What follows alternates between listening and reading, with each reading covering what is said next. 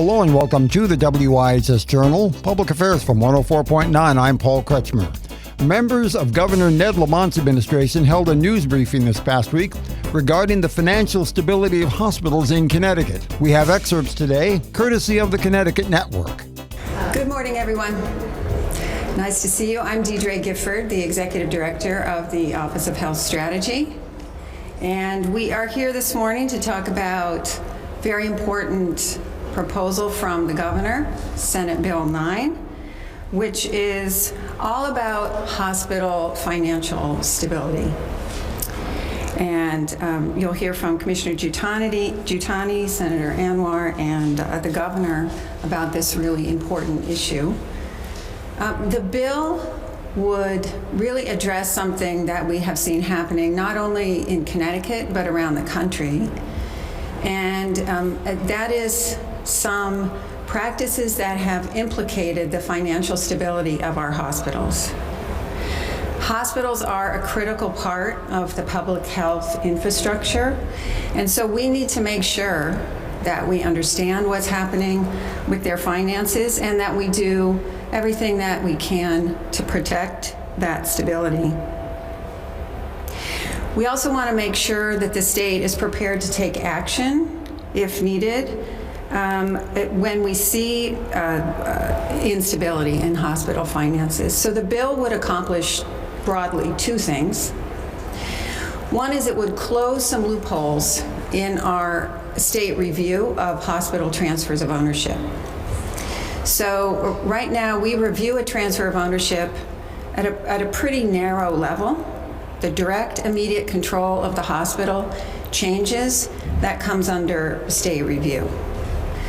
We don't review changes in control of grandparent or other higher level corporate entities, and those transfers of ownership or changes in control can sometimes have a very significant impact on the functioning of the hospital. So we would close that loophole in our Certificate of Need program. The other thing the bill does is it gets some more frequent and enhanced reporting about hospital finances. Right now, our office, the Office of Health Strategy, receives an annual report on hospital finances based on their audited financials. We get that information in the spring for the prior fiscal year, so it's usually 5 to 6 months old when we receive it, and then we issue a report after analyzing that information in the late summer or early fall, so almost a year after the close of the fiscal year. Sometimes hospital finances are stable, that's not an issue, but when there is challenges with the hospital and they're getting behind on things like rent, on things like taxes, on things like paying their employees' health care premiums or health care costs, the state doesn't always have a window into that and isn't able to intervene. So SB 9 also proposes some enhanced and more frequent reporting by hospitals to the state. So it's really about ensuring that this critical part of our public health infrastructure remains stable, that we have a window into transactions that might damage the financial stability of a hospital, and we close loopholes in current law that allows some of these transactions to take place. So that's an overview of the bill. There's some elements that directly impact the health department and emergency department, so I'm going to turn it over to Commissioner Jutani.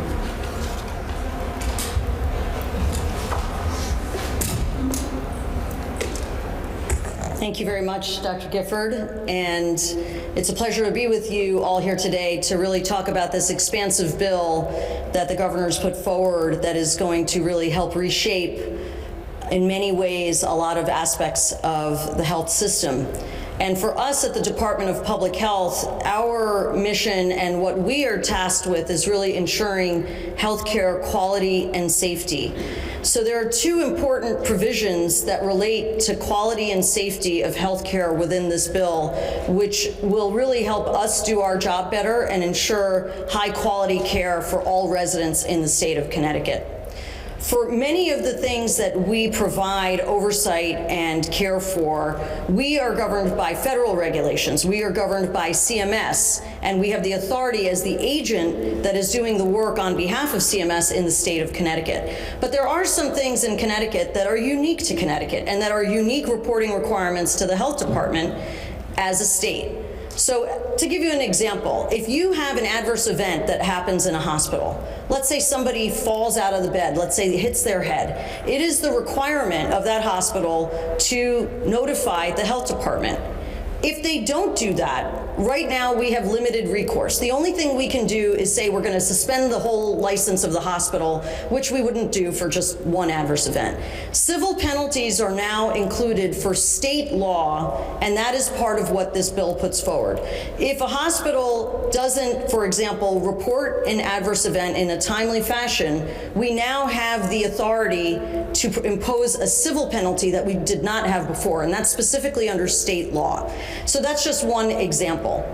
The other part of this bill that also will help us ensure quality of care is some rules and regulations around going on diversion for hospitals.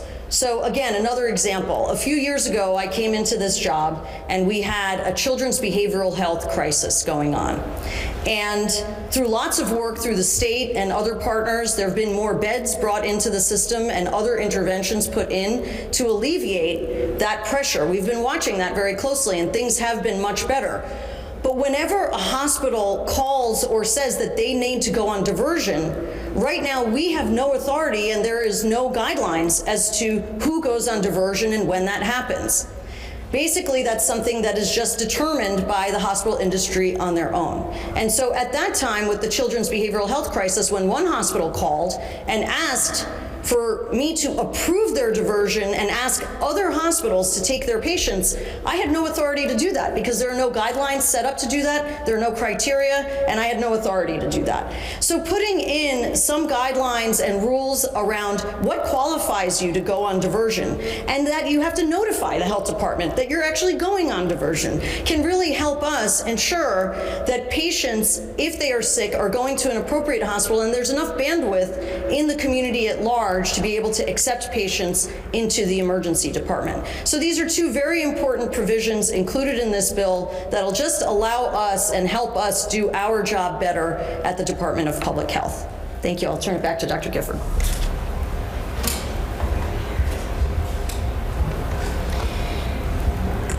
Thank you, Commissioner. And I think that those examples you gave help illustrate the importance of the overall approach in this bill, which is ensuring quality and safety. And the financial stability components really ultimately get to those points about quality and safety.